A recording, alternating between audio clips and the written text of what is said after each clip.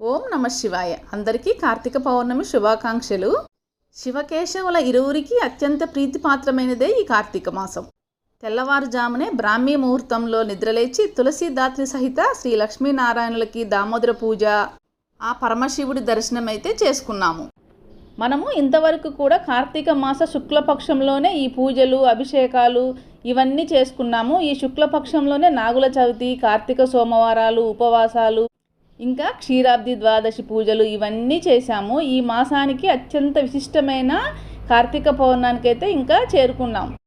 ఈ సంవత్సరం అంతా మనము ఏదైనా కారణాల చేత మన ఇంట్లో దీపారాధన చేయకపోతే ఈరోజు అంటే ఈ కార్తీక పౌర్ణమి రోజు 365 ఆవునేతి ఒత్తులను వెలిగించుకుంటే మనం సంవత్సరం అంతా దీపారాధన చేసిన ఫలితం అయితే మనకు వస్తుంది.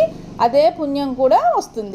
ఈరోజైతే ఇంటి దగ్గరే తులసమ్మ దగ్గర అరటి డొప్పలలో దీపాలు వెలిగించి నీటిలో వదిలిపెట్టాము. అలాగే ఇంట్లో కూడా పూజ చేసుకొని మా స్థానికంగా ఉన్న శివాలయానికైతే వచ్చాము. శివాలయంలోనైతే విపరీతమైన జనాలు ఉన్నారు. ఇలా ఒక మారేడు చెట్టు దగ్గర అయితే నేను పిండి ప్రమిదలో 4 సెట్టులుగా 365 ఒత్తులైతే వెలిగించుకున్నాను. అలాగే ఇలా ఉసిరి దీపాలు కూడా వెలిగించాము.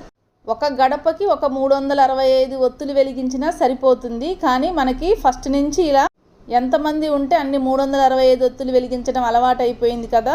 ఒక్క సెట్టే వెలిగించాలంటే మనసు ఒప్పుకోదు. ఇంకా నేనైతే అన్నీ రెడీ చేసి పెట్టాక మా వారైతే దీపాలు వెలిగించారు. ఇంకా కొబ్బరికాయ కూడా కొట్టి హారతి అయితే ఇచ్చాము. ఇలా మా పూజ అంతా కూడా ఉదయం 5:30 వరకే కంప్లీట్ అయిపోయింది.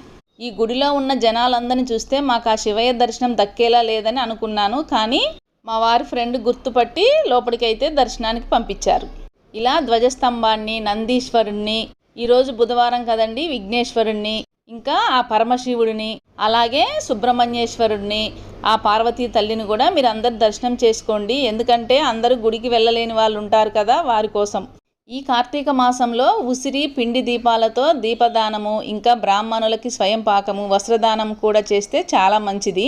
మేము కూడా ఇలా బ్రాహ్మణులకైతే స్వయం పాకం అందించి వారి ఆశీస్సులు అయితే తీసుకున్నాము. ఇప్పుడైతే ఈ బ్రాహ్మణులకి స్వయం పాకం గురించి అందరూ తెలుసుకొని చేస్తున్నారు. కానీ మా అత్తగారు అయితే 50 ఇయర్స్ బ్యాకే ఇచ్చేవారు. మా ఊరు మొత్తం మీద మా కుటుంబం మాత్రమే ఇలా బ్రాహ్మణులకు స్వయం పాకం ఇచ్చేవారు. అదే మేము ఇప్పటికీ కంటిన్యూషన్ చేస్తున్నాము. ఈ కార్తీక పౌర్ణమికి అయితే మేము పిండి దీపాలు, ఉసిరి దీపాలు వెలిగించుకొని, అలాగే తులసమ్మ దగ్గర అరటి డొప్పలో దీపాలు వెలిగించి నీటిలో వదిలిపెట్టి, ఇంకా ఆ శివయ్య దర్శనం కూడా చేసుకొని బ్రాహ్మణులకైతే స్వయం పాకం అందించాము. ఓకే అండి, వీడియో నచ్చితే లైక్ చేయండి. మరొకసారి కార్తీక పౌర్ణమి శుభాకాంక్షలు.